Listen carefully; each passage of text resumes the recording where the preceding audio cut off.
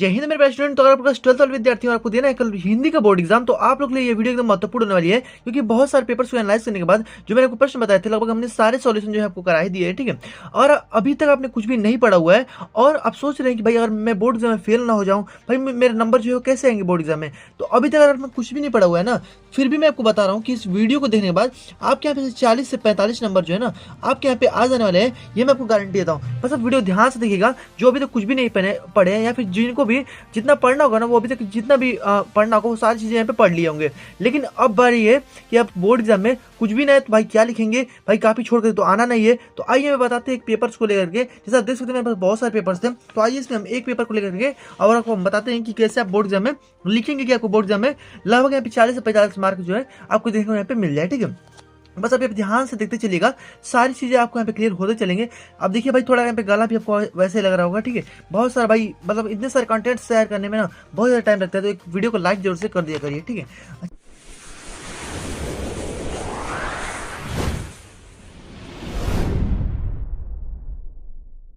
चलिए हमें बात करते हैं। देखिए मान लीजिए हमारे यहाँ पे हिंदी का यहाँ पे देखिए हमारा पेपर है। ठीक है, और ये 2024 का पेपर है। अब हम बात करते हैं कि अगर बोर्ड एग्जाम में कुछ भी ना है तो आप कैसे लिखेंगे, क्या करेंगे। काफी छोड़ना है नहीं। ठीक है, तो देखिए काफी अगर छोड़ के आएंगे तो आपको एक भी नंबर नहीं मिलेगा। लेकिन मैं आपको जैसे जैसे बता रहा हूँ और आप उतना केवल करेंगे तो आपके 40 से 45 मार्क आपके यहाँ पे क्लियर जो कि हो ही जाने वाले हैं। आप बोर्ड एग्जाम में फेल तो नहीं ही होंगे, ये मैं आपको लिख करके दे रहा हूँ। ठीक है, चलिए आगे हम बात करते हैं। देखिए सबसे पहले आपको इस पर से खंडकों का यहाँ पे देगा, तो इस पर आपको इस पर थोड़ा ध्यान नहीं देना है। ठीक है, आपको सबसे पहले आ जाते हैं यहाँ पर जो आपका गद्यांश और पद्यांश वाला जो पोर्सन आपको यहाँ पे दिया होता है। ठीक है, तो गद्यांश और पद्यांश वाले पोर्सन में आपको यहाँ पे टोटल 10 नंबर का प्रश्न पूछा जाता है। तो सोच सकते हैं भाई कितना ज्यादा इसका यहाँ पे स्कोप है। ठीक है, तो 10 नंबर जो है यानी बहुत ज्यादा मायने रखता है।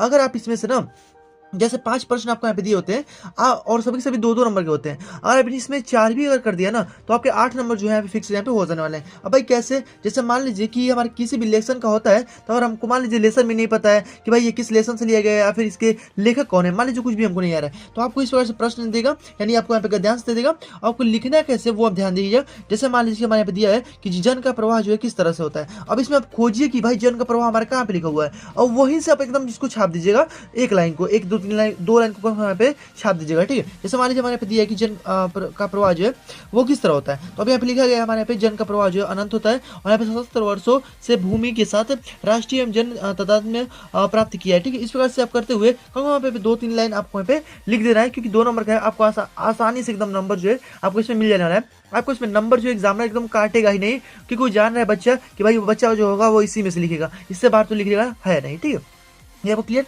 इस प्रकार से जैसे मान लीजिए आपका यहाँ पे दूसरा प्रश्न पूछता है कि पाठ एवं शीर्षक का यहाँ पे नाम लिखिए। अगर आपको याद है तो लिखिए, नहीं याद है तो आप इसमें मैं कुछ ट्रिक्स बताता हूँ। अगर आपको यहाँ पे जहाँ पे राष्ट्र में इसमें दिख जाए ना, जैसे मान लीजिए हमारा राष्ट्र दिख गया। ठीक है, अब इसी में आपको यहाँ पे भी राष्ट्र दिख गया, तो यहाँ पे राष्ट्र जहाँ पे भी दिख जाए ना, आप यहाँ पे केवल राष्ट्र का स्वरूप नामक चैप्टर से लिया गया, यानी पाठ से लिया गया, और उसके लेखक जो है वो आपके वासुदेव अग्रवाल जी यहाँ पे पहुंच जाएंगे। ठीक है, केवल आपको इतना यहाँ पे लिख देना है इसमें। अगर आपको याद है तो, नहीं याद है कोई बात नहीं भाई, मैं आपको और भी बता रहा हूँ, आप और भी अच्छे नंबर इसमें ले सकते हैं। देखिए अब मान लीजिए आपको ये नहीं आ रहा है, इसको छोड़िए। ठीक है, ये तो आप कर सकते हैं, रेखांकन से व्याख्या कीजिए। तो आपको यहाँ पे इतना आपका केवल दिया हुआ है। अब इसमें आपको यहाँ पे केवल एक ही लाइन दिया हुआ है ना, केवल इसी का हमको व्याख्या करना है। लेकिन अब इसमें थोड़ा सा बढ़ा चढ़ा के 2-3 लाइन यहाँ पे कर दीजिएगा, आपका इसमें नंबर जो कि मिल जाएगा। ठीक है, तो ये भी आपको क्लियर हो गया। अब इस वजह से यहाँ पे सूर्य की रश्मियों का प्रभाव जो है वो पड़ता है। ठीक है, अब भाई यहाँ से देख लीजिए, सूर्य की रश्मि हमारे यहाँ पे दिया हुआ है, तो जब तक सूर्य की रश्मियों को यहाँ पे प्रातःकाल भुवन को अमृत से भर देती है। इस प्रकार से करते हुए आपको यहाँ पे 2-3 लाइन जो कि आप यहाँ पे लिख दीजिएगा। यानी मेरा कहने का मतलब यही है कि जहाँ पे अगर कुछ भी समझ में ना है ना, आप उसमें एकदम इसमें खोजिए और उसको एकदम पूरा यहाँ पे छाप दीजिए। ठीक है, आपको इसमें नंबर निकलेगा, मैं आपको गारंटी देता हूँ। तो ध्यान रखिएगा, आपके यहाँ से अगर देखिए अब 5 क्वेश्चन है आपके 2-2 नंबर के, और आप 4 भी कर देंगे ना तो आपको 7 से 8 नंबर जो है आपके यहाँ पे क्लियर जो कि हो जाने वाला है। सेम टू सेम आपको वैसे ही यहाँ पे भी करना है। ये हमारा जो पद्यांश वाला जो पोर्सन आपको यहाँ पे देता है। ठीक है, अब देखिए ये वाला जो हमारा पद्यांश वाला पोर्सन देता है, इसमें से आपको सेम टू सेम वही पोर्सन यहाँ पे करना है। ये भी हमारे देखिए यहाँ पे 10 नंबर का एग्जाम में यहाँ पे पूछता है। ठीक है, तो आप देखिए इसमें अगर हम देखते हैं तो यहाँ पे पाठ एवं शीर्षक का नाम बोलेगा, नहीं याद है कोई बात नहीं, अब उसको छोड़िए। यहाँ पे आप इसको लिख लीजिए। यहाँ पे जैसे मान लीजिए लिखा है कि उर्मिला ने शिव को तीसरा नेत्र जो है वो किसे बताया। ठीक है, अब इसी में से आपको यहाँ पे लिखना है। ठीक है, इसी में से आपको यहाँ पे बताना है। देखिए जैसे हमारे लिखा गया कि अब इसमें से देखिए, अब यहाँ पे देखिए, बल बल हो तो सिंदूर बिंदु यह हर नेत्र निहारो, ठीक है। यानी इसी में से आपको यहाँ पे थोड़ा बहुत बना करके यहाँ पे इसमें लिख देंगे ना, तो भी आपको यहाँ पे नंबर जो कि मिल जाने वाला है। अब इसमें आप देख सकते हैं यहाँ पे यह पद्यांश जो है किस ग्रंथ से उद्धृत है और इस पद्यांश में किस ऋतु का वर्णन किया गया है, तो आप इसमें लिख सकते हैं एकदम आसानी से। इसमें आपको कोई भी दिक्कत नहीं होनी चाहिए, आपको इसी में से एकदम छाप देना है, ठीक है। आपको अलग से कुछ भी लिखने की जरूरत यहाँ पे नहीं होने वाली है। तो आपके लगभग ना यहाँ से 7 से 8 नंबर आपको यहाँ पे मिल जाएगा, मैं आपको गारंटी के साथ बताता हूँ, ठीक है। तो ये आपको क्लियर हो गया, यहाँ से आपके 7-8 नंबर जो है आपको यहाँ पे क्लियर हो जाएंगे गद्य और पद से। अब हम बात कर लेते हैं कि आप आगे अगर हम देखते हैं तो एकदम, अब भाई एकदम अब जानबूझ के अगर आप नंबर नहीं लेना चाहते हैं तो मैं भाई उसमें कुछ भी नहीं कर सकता, क्योंकि ये वाला जो पोर्शन है ना, ये वाला, ये आपको 110% मैं गारंटी के साथ बताता हूँ, ये आपको आएगा ही आएगा। और ये एकदम मैं आपको लिख के बता रहा हूँ, और अगर आप एकदम नंबर चाहते हैं ना तो इसको जोर से पढ़ लीजिएगा। मैं इसके पिछले वीडियो में मैं जो इसको बनाया हूँ, ठीक है, और लिंक डिस्क्रिप्शन बॉक्स में दिया गया है, आप उसको जोर से देख लीजिएगा। 100% आपके बोर्ड एग्जाम छपेगा। अब आप जानबूझ करके अगर नंबर नहीं लेना चाहते हैं तो मैं उसमें कुछ भी नहीं कर सकता, ठीक है। अब भाई ये आएगा तो भाई मैं आपको पढ़ा दिया हूँ, कहानी के माध्यम से एक बार उससे देखेंगे ना, आपको एकदम याद जो कि हो जाएगा। आपके यहाँ से 5 नंबर जो आपको कहीं नहीं जाएंगे, मैं आपको गारंटी के साथ बताता हूँ। बस आप कहानी को ध्यान में रखिएगा और उसे अपने मन से एकदम इसको छापते हुए चले जाइएगा, ठीक है। आपको इसमें कोई भी डाउट नहीं होना चाहिए। आगे हम बात करते हैं। अब देखिए, ये भी भाई पोर्सन है। अब भाई जो भाई इसको छोड़ना चाहे तो वो मैं कुछ भी इसके लिए नहीं कर सकता रे। अब भाई छोड़ देगा, मैं उससे कुछ भी नहीं कर सकता। अब देख सकते, ये भी 5 नंबर का प्रश्न आपका एग्जाम में यहाँ पे पूछेगा और ये 100% आपके एग्जाम में छपा हुआ प्रश्न मिलेगा। अब भाई जो भी आपके यहाँ पे जिला हो, जो अपने जिले के हिसाब से आपको लिख रहा है। अब देख लीजिए, यहाँ पे श्रवण कुमार का हमारे यहाँ पे बोला गया है, तो यहाँ पे श्रवण कुमार का चित्र जो है आपको यहाँ पे देखने को मिलेगा, तो आप इसे जरूर से पढ़ लीजिएगा और इसी को आपको यहाँ पे छाप करके चलिएगा। मैं आपको यहाँ पे पढ़ा चुका हूँ, इसके पिछले वीडियो में आप यहाँ पे देख लीजिएगा, ठीक है। लिंक डिस्क्रिप्शन बॉक्स में आपको यहाँ पे दे दूंगा, ठीक है। तो ये आप देख लीजिएगा, 5 नंबर यहाँ से भी आपके यहाँ पे क्लियर जो कि हो जाने वाले। तो ध्यान रखिएगा कहानी से, और ये वाला जो है एकदम 100% एग्जाम में छपेंगे। अब इसे आप छोड़ कर जाएंगे ना तो मैं आपको कुछ भी इसमें नहीं कर सकता। एकदम इसको याद जरूर से कर लीजिएगा। एक दिन भाई भले बचा हुआ है, इसको मैंने कहानी की तरह से एकदम पूरा पढ़ाया हुआ है, आप एक बार उसे जरूर से देख लीजिएगा, आपके क्लियर यहाँ पे हो जाएंगे, ठीक है। उस प्रकार से आपका ये देता है कि संस्कृत गद्यांशों का एक संदर्भ सहित अनुवाद यहाँ पे कीजिए। अब भाई इसमें संदर्भ सहित अनुवाद, अब देखिए संदर्भ अगर आप यहाँ पे एक केवल अगर लिखना जानते हैं संदर्भ, तो आप इसमें लिख सकते हैं, ठीक है। और इसमें अनुवाद करना है तो भाई इसका अनुवाद अगर आपको आता है तो कोई बात नहीं आता है छोड़ दीजिए, ठीक है। मैं आपको पहले बता रहा हूँ कौन सा आप पहले पोर्शन करेंगे जिससे आपको नंबर अच्छा देखने पे मिल जाए, ठीक है। अब देखिए, लास्ट वाला जो पोर्शन आपका व्यवस्था है यहाँ पे 13वां का और 14वां का, ठीक है। ये आपको 6 नंबर और 9 नंबर, यानी सबसे बड़े यहाँ पे स्कोप जो देखने को मिलते हैं, इससे भी देखने को मिलते हैं। जैसे देख सकते हैं, हमारे पे बोला है कि अपने गांव एवं शहर में सफाई है, तो आपको यहाँ पे पत्र लिखना है। अब देखिए, पत्र तो आपने भाई बचपन से बहुत ज्यादा लिख चुका हुआ, ठीक है। अब भाई करना क्या है पत्र में, अब भाई पत्र में करना ही क्या होता है, आपको यहाँ पे सबसे ऊपर लिखना है यहाँ पे सेवा में, ठीक है। और यहाँ पे लिख देंगे श्रीमान यहाँ पे महोदय जिला स्वास्थ्य अधिकारी, और यहाँ पे फिर नीचे लिख देंगे महोदय महोदय, और फिर करते हुए समय निवेदन है कि मैं हमारे मतलब गाँव मोहल्ले में ये बीमारियां हैं जिससे हमारे लोगों को यहाँ पे ये मतलब की बीमारियां यहाँ पे हो जा रही है, ठीक है। यानी कूड़े को फैलने के कारण यहाँ पे बहुत सी बीमारी हो जा रही है, अतः इसे निदान करने का यहाँ पे या फिर निवारण करने का यहाँ पे कष्ट करें, ठीक है। इस प्रकार से सारी चीजें आपको यहाँ पे लिखते हुए चले जाना है। कम से कम आपको यहाँ पे 5 नंबर तो यहाँ पे मिल ही जाएंगे आपको, ठीक है। यानी पत्र में आपके नंबर यहाँ पे कटने वाले नहीं है। और लास्ट में आप लिख दीजिएगा यहाँ पे साइड में, यहाँ पे आप लिख दीजिएगा जो कि आप लिख सकते हैं यहाँ पे विश्वसनीय भी लिख सकते हैं, ठीक है। आपका विश्वसनीय यहाँ पे लिख सकते हैं, ठीक है, या फिर भवदी भी लिख सकते हैं। और लास्ट में यहाँ पे दिनांक लिख दीजिएगा, आपके नंबर इसमें नहीं कटेंगे। और मैंने उसको पढ़ा दिया है, ठीक है। आप यहाँ पे लिख सकते हैं, या फिर आप इसको भी लिख सकते हैं। देखिए, विद्यालय में अनुशासन व्यवस्था को बनाए रखने के लिए, अब भाई आप विद्यालय में पढ़ते हैं तो आप भाई इस चीज़ के बारे में अच्छे भली बात यहाँ पे जानते होंगे, आप आसानी से इसको लिख पाएंगे कि भाई आपको लिखने का जैसे, ठीक है। जैसे मैं आपको यहाँ पे दिखा भी देता हूँ, ठीक है। जैसे कि मैंने बहुत सारे यहाँ पे पेपर्स को मतलब बनाया हुआ है, ठीक है। और मैं आपको यहाँ पे एक मिनट में आपको दिखा भी दे रहा हूँ, ठीक है। जैसे मान लीजिए ये हमारा पेपर है, ठीक है। पत्र लिखना भाई आपको कैसे लिखना है, सबसे पहले आपको यहाँ पे कर देना है यहाँ पे सेवा में, ठीक है। सेवा में जैसे आप कर देंगे, और यहाँ पे जो भी आप जिसके लिए आप लिख रहे हैं, जैसे मान लीजिए ऋण के लिए हमने यहाँ पे लिख रहे हैं, तो यहाँ पे शाखा प्रबंधक स्टेट बैंक सिविल, यानी आप जो भी यहाँ पे लिख सकते हैं भारतीय स्टेट बैंक में आप लिख सकते हैं, ठीक है। इतना भी आप कर सकते हैं। अब विषय आप यहाँ पे लिख दीजिएगा, महोदय आप लिखिएगा, सभी ने निवेदन है कि मैं इतने इतने ये सब लिखते हुए आप पे आइएगा। और लास्ट में आपको लिख देना कि नम्र निवेदन है कि आप हमारे दस्तावेजों को यहाँ पे मतलब अच्छे से देखेंगे और फिर निवारण करने का यहाँ पे प्रयास करेंगे। तो यहाँ पर दिनांक आपको साइड में लिखना है, यहाँ पे भवदीय प्रार्थी यहाँ पे भी लिख सकते हैं। ये आपका ऐसे आपको करना है। और आप ये वाला लिखते हैं ना, तो आप यहाँ पे इसकी जगह पे आप यहाँ पे अपने जो कॉलेज के प्रिंसिपल होंगे उनका यहाँ पे नाम आपको यहाँ पे मतलब कि कॉलेज के प्रिंसिपल को यहाँ पे डिनोट जो यहाँ पे करना है, ठीक है, यानी प्रदर्शित कर देना है। तो ये आपको क्लियर हो गया। तो यानी अगर ऐसे भी कर देंगे ना तो आपको नंबर इसमें देखने को मिल जाएगा 5 से 6 देखिए 6 नंबर का पूछता है, 4 से 5 नंबर आपको आसानी से इसमें मिल जाने वाला है, ठीक है। आगे अगर हम बात करते हैं तो देखिए, अब ये वाला तो आपको इसमें क्लियर हो गया। अब हम बात करते हैं कि एक आपको यहाँ पे जो आपको बोला जाता है कि निबंध लिखने के लिए। अब भाई निबंध आपको यहाँ पे छोड़ना बिल्कुल भी नहीं है। देखिए भाई, सबसे ज्यादा स्कोप स्कोप वाला यही हमारा पोर्सन है। और यहाँ पे 2 आपको प्रस्तावना पे मिलते हैं और 7 आपको यहाँ पे पूरा उसका अगर आप वर्णन करते हैं उसमें आपको यहाँ पे देखने को मिलते हैं। तो मैंने इसके पिछले वीडियो में अभी यहाँ पे पर्यावरण पे हमने बताया हुआ है, आप पर्यावरण पे भाई आसानी से लिख सकते हैं। क्यों मैं आपको बता रहा हूँ, क्योंकि आप अपने आसपास बहुत सारी चीज़ें देखते हैं, बहुत सारे प्रदूषण है, वायु प्रदूषण, जल प्रदूषण, मृदा प्रदूषण, सब भाई पर्यावरण को यहाँ पे प्रभावित करते हैं। तो आप आसानी से अपने मन से बना कर नहीं लिख सकते हैं, बताइए तो अब इसमें आपको क्या दिक्कत होना चाहिए। भाई पर्यावरण है, इसमें आप आसानी से बना कर लिख सकते हैं अपने मन से। और बेरोजगारी पे भी आप लिख ही सकते हैं भाई, आप अपने सामने जो चीज़ आप देख रहे हैं ना, बस आप पेपर में एकदम उलाट दीजिएगा, आपको इसमें नंबर जो देखने को मिल जाएगा। क्योंकि निबंध अपने मन से ही लिखा जाता है, अलग से कोई निबंध जो कि बनता नहीं है, ठीक है। क्योंकि इसमें निबंध कौन सा देगा एग्जाम में, ये किसी को नहीं पता होता है, ठीक है। तो मैंने आपको इसमें सबसे मोस्ट इंपॉर्टेंट मैंने बता दिया था कि पर्यावरण पे और बेरोजगारी पे आप देख लीजिएगा, आपको 110% आपको देखने को मिल जाएगा। और आप आसानी से अपने मन से बना करके लिखिएगा इसमें। और इसमें आप देखिएगा पर्यावरण लिख रहे हैं ना, तो आप इसमें डाल दीजिएगा कि पर्यावरण को प्रभावित करने वाले कारक, ठीक है। आप इसमें लिख दीजिएगा कि जो भी यहाँ पे जलवायु प्रदूषण, जल प्रदूषण, मृदा प्रदूषण, रासायनिक प्रदूषण, ठीक है, सारी चीज़ों को आप इसमें इंक्लूड जो कि कर सकते हैं। ओके, अगर मान लीजिए आपको वो भी नहीं आता है, तो आप राजनीति के बारे में अच्छा खासा जानते हैं, तो आप उसी लिख दीजिएगा, ठीक है।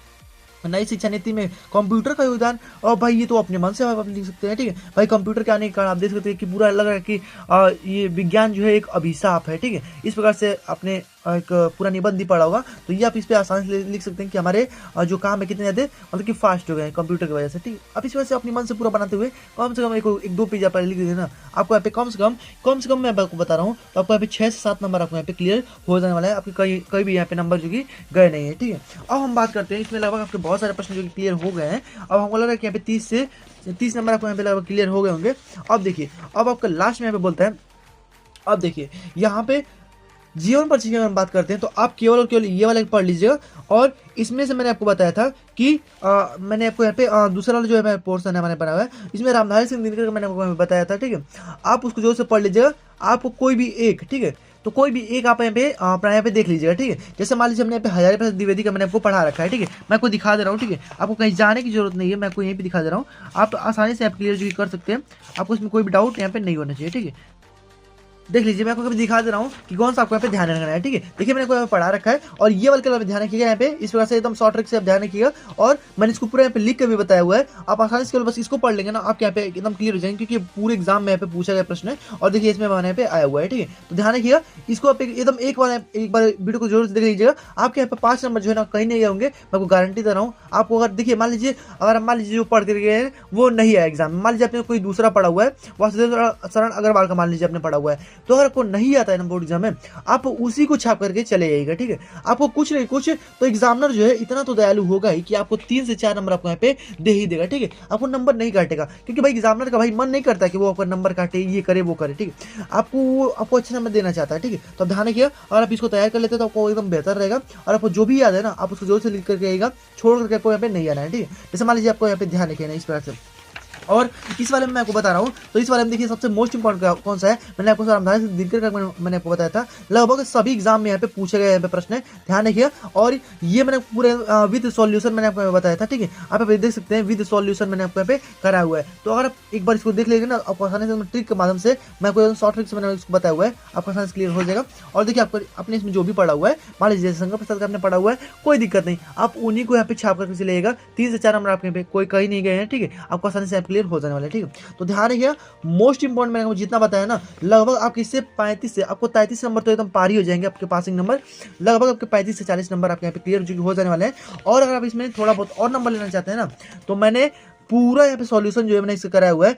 पूरा मैंने एक जितने भी पिछले मतलब कि एग्जाम हुए हैं, सब में मैंने जितने भी बहुकल्पियाँ है ना, उसकी मतलब कि जो जितने भी इसमें बहुकल्पी पूछे गए सारे प्रश्न में लगभग हमने 60 एकदम मोस्ट इंपॉर्टेंट मैंने आपको बताया हुआ है। और केवल आप उसे देख लेंगे ना, आपके उसमें सारे प्रश्न आपको देखने को मिल जाएंगे। इसमें से भी आप लगभग 10 नंबर आप यहाँ पे कर सकते हैं, ठीक है। मतलब कि देखिए 10 क्वेश्चन आपसे पूछते हैं, 5 भी आप कर देंगे, आपका 5 नंबर ऐसे लगभग यहाँ पे मिल ही जाएंगे।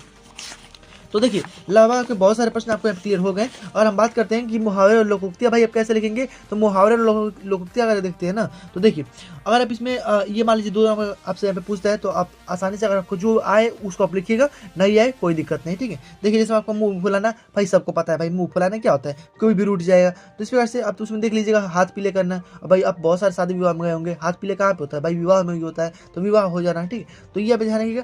इस प्रकार से आप आसानी से मैं आपको बता रहा हूँ कि जितना भी मैंने आपको प्रश्न बताया ना, आप आसानी से इसमें लिख सकते हैं, ठीक है। अब जैसे मान लीजिए हमारे यही पूछा गया कि अपठित गद्यांश, ठीक है। अब हमारे पे अगर आपको यहाँ पे मान लीजिए आप यहाँ पे 10 और जो हमारा प्रश्न दिए गए और आप इसको करते हैं ना, जैसे देखिए 2, 2, 4 और 5 नंबर, ठीक है। अब इसमें भी आपका 5 नंबर आपके लिए हो जाएगा। कैसे? तो देखिए अब आपको इसी में से आपको यहाँ पे लिखना है, ठीक है। देखिए मैंने क्या दिया कि प्रवृत्ति जो कि निवृत्ति के चक्र में फंसा है मनुष्य जो कि क्यों रुक जाता है, ठीक है। तो अब आपको इसी में से आपको यहाँ पे लिखना है। आपको अब यहाँ से देखिए छाप दीजिए, यहाँ यह प्रवृत्ति और निवृत्ति, यानी जहाँ पे आपको देखने को मिल जाए ना, आप वहाँ से पूरा पूरा एकदम छाप दीजिएगा। मैं आपको बता रहा हूँ, आप इसमें छोड़ करके इसको बिल्कुल भी नहीं आएगा, क्योंकि ज़्यादा से ज़्यादा नंबर के आपके प्रश्न यहाँ पे पूछे जाते हैं। एग्जामिनर भाई इतना भी मतलब कि कंजूस नहीं है कि आपको नंबर नहीं देगा, आपको पूरा नंबर मतलब कि लगभग आपको अच्छा खासा नंबर इसमें मिल जाने वाला है। 3 से 4 नंबर आपको यहाँ पे मिल जाएगा, ठीक है। तो ध्यान रखिए, इसमें आप आसानी से तीनों प्रश्न आप लिख सकते हैं, रेखांकित व्याख्या। अब देखिए इसमें तो हमारा अलग से कोई यहाँ पे पूछा नहीं है कि भाई अब इसमें अलग से इसमें संदर्भ लिखिए, ठीक है। आपको इसमें पूछा भी नहीं है, आप आसानी से इसको लिख सकते हैं, कोई भी डाउट इसमें नहीं होने चाहिए। तो इस प्रकार से आपके 5 नंबर यहाँ से भी क्लियर हो जाएंगे। तो लगभग मैंने आपको जितना बताया ना, अगर इतना अगर आप करते हैं तो लगभग आपके 40 से 45 मार्क जो है ना वो कहीं नहीं गए। जैसे आप देख सकते हैं, ये देखिए जैसे मान लीजिए हमारे गद्य से अगर हम बात करते हैं तो आपको 7 से 8 नंबर ना है वहाँ से आपको मिल ही जाने वाला है, ठीक है। यहाँ से आपको मिल जाएगा 100%। और पद्य में अगर मैंने आपको बताया, और आप मान लीजिए कि 7 नंबर भी अगर आपको पद्य में मिलता है ना, तो भी कोई भी डाउट नहीं होना चाहिए, यानी 7 नंबर भी आपको आसानी से आप ले सकते हैं, क्योंकि पूरा 10 नंबर का क्वेश्चन पूछेगा, आपको लगभग 7 से 8 नंबर एग्जामिनर दे देगा, जिस बार से मैंने आपको बताया हुआ है लिखने के लिए, ठीक है। उसी में से देख के आप छापते हुए चले जाइएगा, सब में 2-2, 3-3 लाइन, 2-2, 3-3 लाइन, ठीक है। मैं आपको एकदम सबसे आसान तरीके बता रहा हूँ, अगर आप कुछ भी अगर अभी तक नहीं पढ़े हुए तो, ठीक है, ध्यान दीजिए। और यहाँ पे निबंध की अगर बात करते हैं, 6 से 7 नंबर आपके कहीं नहीं गए, 9 नंबर के टोटल एग्जाम में पूछे थे, और आप अपने मन से कुछ भी बना करके लिख देंगे ना, आपको आसानी से आपको एग्जाम में अच्छे नंबर आपको देखने को यहाँ पे मिल जाएंगे, ठीक है।